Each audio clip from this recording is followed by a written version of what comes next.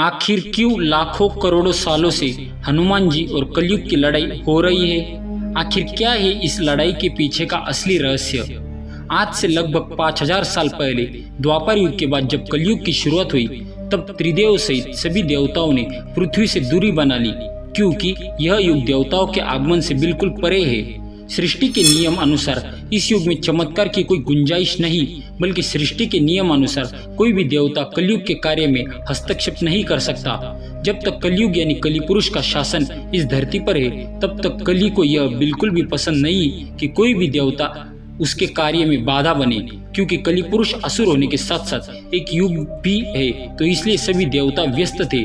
किंतु कलयुग की शुरुआत से पहले ही देवों के देव महादेव को यह आभास हो चुका था कि कलयुग जितना पुराना होता जाएगा, उसकी शक्ति उतनी ही प्रबल होती चली जाएगी और वह समय से पहले ही विनाश लीला की शुरुआत कर देगा। इसलिए महादेव ने कलयुग का संतुलन बनाए रखने के लिए पृथ्वी से जाते जाते महाबली हनुमान जी को यह कार्य सौंपा। महादेव ने हनुमान जी को कहा कि वह श्री राम का नाम प्रचार करे, जिससे कि कलयुग के साथ साथ राम युग का भी आरंभ हो जाए, जिससे कि कली पुरुष सदैव नियंत्रण में रहे। और इसके बाद हनुमान जी धरती में आकर अलग अलग वेशभूषा में श्री राम के नाम का प्रचार करने लगे। इसके बाद जगह जगह श्री राम मंदिर बनने की शुरुआत हुई। दोस्तों, यह वही समय काल था जब श्री राम के साथ साथ हनुमान जी की भी पूजा आरंभ हो गई। इसके बाद हर जगह श्री राम मंदिर के साथ साथ हनुमान जी की भी मंदिर बनना शुरू हो गए।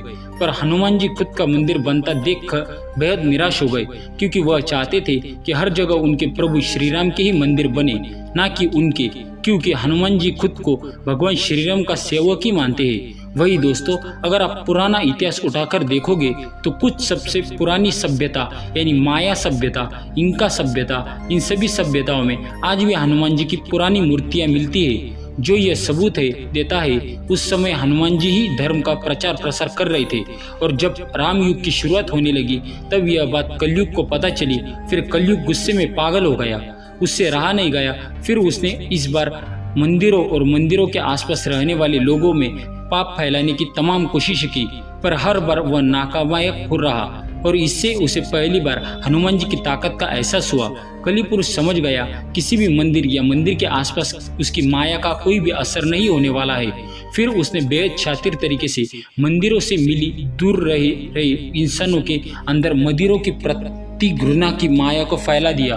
और फिर कलयुग की माया में फंसकर लोग मंदिरों के प्रति काफी हिंसक हो गए, और फिर लोग मंदिरों को तोड़ने के साथ साथ साधु संतों को भी खंडित करने लगे।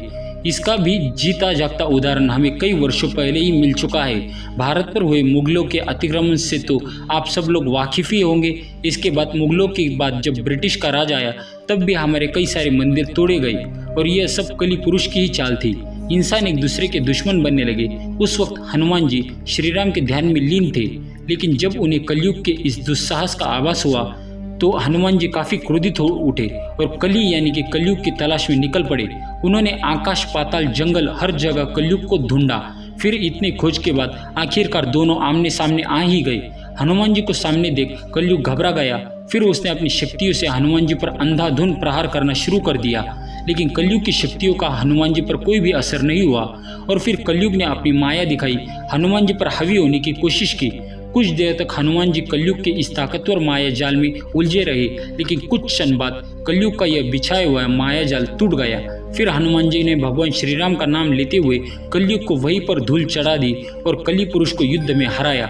लेकिन कलयुग को समाप्त नहीं कर पाए, क्योंकि कलयुग सिर्फ एक दैत्य नहीं बल्कि एक युग भी है, जिसे समय से पहले समाप्त नहीं किया जा सकता। फिर कलयुग वहां से गायब होकर कहीं छिप गया, और उसी समय से हनुमान जी और कलयुग के बीच ऐसे तमाम युद्ध होते चले आ रहे हैं। गौर से समझा जाए तो वर्ल्ड वॉर 1 जो संपूर्ण देशों को खत्म कर सकता था, वो विशालकाय होने से बचा। फिर वर्ल्ड वॉर 2 और अन्य बहुत सी घटनाएं जो इशारा करती है कि हम बस कुछ क्षण ही दूर थे पृथ्वी को नष्ट करने से। यह सब कली पुरुष का ही कार्य था, जो बार बार हनुमान जी से भी युद्ध लड़ता रहा, लेकिन हर बार हनुमान जी ने कलयुग को शिकस्त दी। इसलिए बुराई कुछ समय के लिए अच्छाई पर हावी जरूर होती है, पर अंत में जीत सच्चाई की होती है। और हनुमान जी के इन्हीं प्रयासों से अब तक कलयुग समय से पहले घोर कलयुग लाने में विफल रहा। वरना दोस्तों अब तक तो कलयुग धरती पर विनाश लीला रच चुका होता। यदि आज धरती पर कई अच्छे कर्म हो रहे हैं, यदि कई ईमानदारी हो रही है, यदि कई सच्चाई है, तो वह सब हनुमान जी की ही देन है। इसलिए सच्ची श्रद्धा के साथ कमेंट बॉक्स में जय जय श्री राम, जय बजरंगबली अवश्य लिखिए। अगर आपको हमारी यह खास जानकारी या वीडियो बेहद पसंद आई हो तो इस वीडियो को लाइक करें, हमारे चैनल को सब्सक्राइब करें और ज़्यादा से ज़्यादा शेयर भी अवश्य करें। अगली बार मिलेंगे एक नई खास वीडियो के साथ, तब तक के लिए धन्यवाद।